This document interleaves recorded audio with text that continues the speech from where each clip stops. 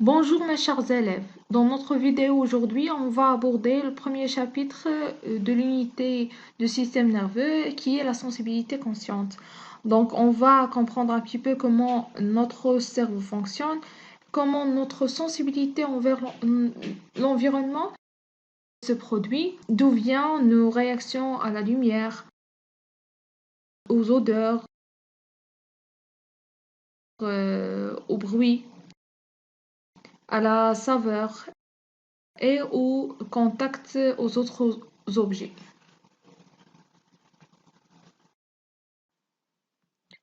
Alors, la question qui se pose ici, c'est comment notre organisme capte des stimulations qui proviennent de l'environnement. Pour répondre à cette question, on va étudier tout d'abord les éléments de la sensibilité consciente. C'est quoi la sensibilité consciente? Tout simplement, c'est la fonction du système nerveux qui permet à l'organisme de recueillir les informations précises de l'environnement, c'est-à-dire recueillir toutes les informations de son milieu extérieur suite à des stimulations ou bien des excitations qui proviennent de l'environnement. Ces excitations et stimulations sont perçues par différents organes de sens. Et vous avez déjà étudié au primaire que notre organisme possède 5 organes de sens, à savoir l'œil, le nez, la langue, les oreilles et bien sûr la peau qui entoure notre organisme. Pour l'œil, va être excité par la lumière et il va donner la vision comme sensibilité consciente. Ensuite, le nez, il va être stimulé par les odeurs et il donne comme stimulation consciente l'odorat. Puis pour la langue, il va être excité par le goût salé, sucré ou bien amer et il donne comme sensibilité consciente le goût. Après, on a l'oreille qui reçoit des excitations sous forme des sons et il donne comme sensibilité consciente la ouïe. Et finalement, pour la peau, il est excité par l'aspect des choses, la chaleur, la pression, froid, la douleur, et il donne une sensibilité consciente qui est la toucher et il est considéré comme sensibilité générale. Alors pour ces organes, ils sont attachés à des régions sensorielles spécialisées au niveau de l'écorce cérébrale. Donc chaque organe, il va être attaché à une région sensorielle spécialisée au niveau du cerveau. Ces régions sont appelées les aires sensitives. On les appelle aussi les aires sensorielles et comme la technique de la radiographie le montre, ces dernières, c'est-à-dire les aires sensitives, sont à l'origine de la sensation.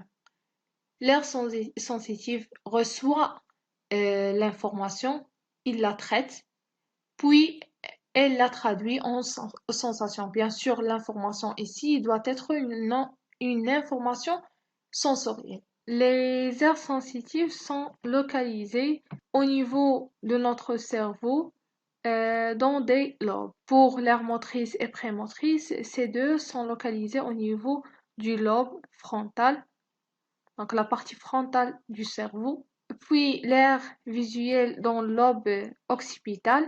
Pour l'aire auditive et l'aire olfactive. Ces deux sont localisés au niveau du lobe temporal. Et pour l'aire gustative et l'aire tactile, ces deux sont localisés au niveau du lobe pariétal. Et voilà un tableau qui résume un petit peu tout ce qu'on a vu précédemment.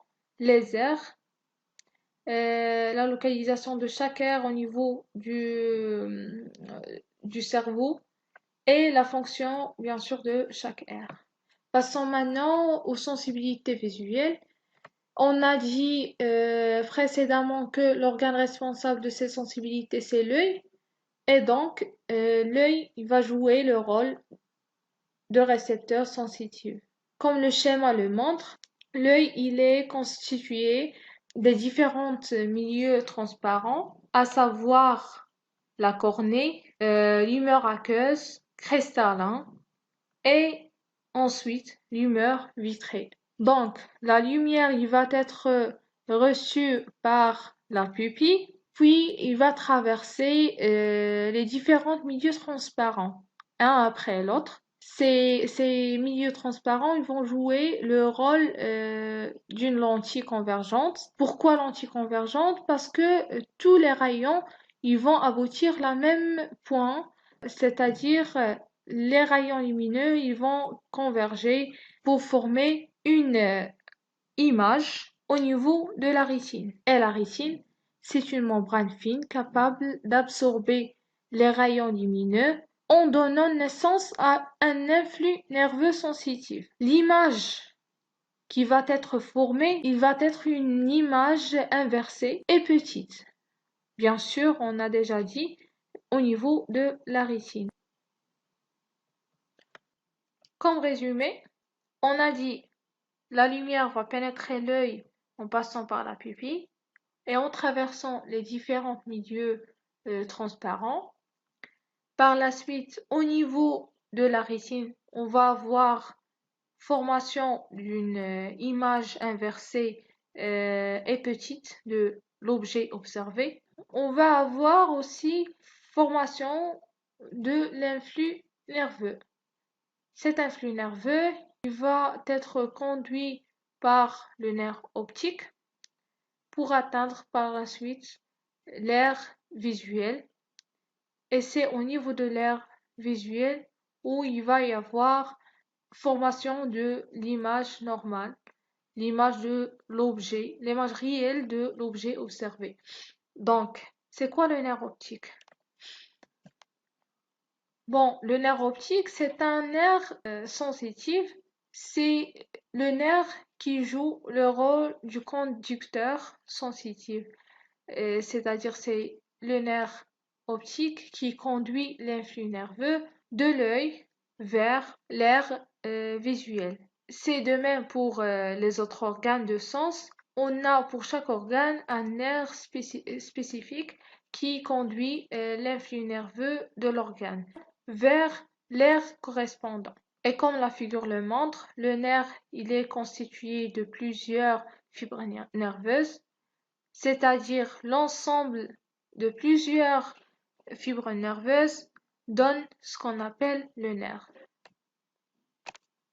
Bon, le schéma d'une coupe transversale du nerf montre que un nerf il est composé de plusieurs faisceaux de fibres, des capillaires sanguines et d'un tissu conjonctif.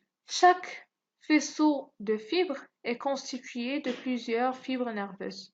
Revenons à l'aire visuelle ou bien le centre nerveux visuel. On a déjà dit que l'aire visuelle se situe au niveau de l'aube occipital de notre cerveau et qu'elle reçoit l'influx nerveux ou bien l'image inversée de l'objet regardé, elle l'interprète, puis elle la traduit en sensation consciente, bien sûr, sous forme d'une image réelle et une image dite normale de l'objet observé. On passe à l'étude de la sensibilité de toucher ou bien sensibilité tactile. Bon, pour l'organe responsable de la sensibilité ici, c'est la peau. Et comme on peut le remarquer, la peau, c'est le plus grand organe de notre corps. Elle représente à peu près 16% de son poids total et il est composé de plusieurs couches de tissu qui forment une sorte de barrière qui protège notre organisme. Ces couches sont l'épiderme, le derme et l'hypoderme. La peau, il est composé aussi par des terminaisons nerveuses qui sont à l'origine des sensations. Ces terminaisons nerveuses sont appelées les corpuscules. Bon, Ces corpuscules jouent un rôle important dans la sensibilité consciente, bien sûr, à savoir la sensibilité au contact, c'est-à-dire sensibilité à la pression exercée par le milieu extérieur. Par exemple, lorsque vous touchez le sommet d'une aiguille de tissage, vous aurez bien sûr une sensation.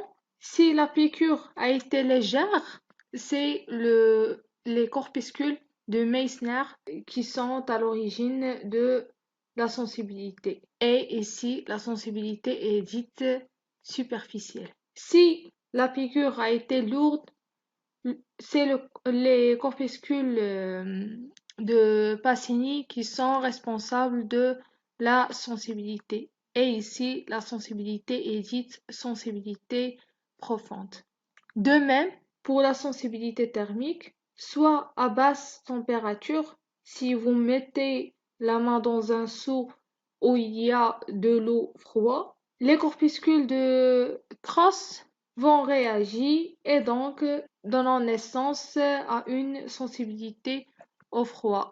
Ou bien, lorsqu'on touche un fer à repasser lors du repassage, les corpuscules de Ruffini qui sont sensibles à la chaleur, c'est eux les responsables de la sensibilité produite. Les deux sensibilités au contact et thermique seront parfois accompagnées par une troisième sensibilité qui est la sensibilité douloureuse, qui est à l'origine des terminaisons nerveuses libres. Ces terminaisons nerveuses libres, bien sûr, sont sensibles à la douleur. Pour les éléments de la sensibilité tactile, dite sensibilité générale, on a trois éléments pour la moelle épinière et l'aire de la sensibilité générale, c'est-à-dire l'aire tactile. La peau, il va être excité, bien stimulé par un excitant et il va donner naissance à un influx nerveux sensitif. Cet influx nerveux sensitif, il va être transporté par les nerfs sensitifs de la sensibilité générale vers l'aire de la sensibilité générale, euh, bien sûr en passant par la moelle épinière. Et c'est au niveau de l'aire de la sensibilité générale où il va y avoir traduction du flux nerveux en sensation. Pour conclure, notre système nerveux peut être perturbé par des bruits trop forts qui abîment les récepteurs sensoriels de nos oreilles, par les rayons d'ultraviolets qui sont mauvais pour nos yeux et notre peau aussi.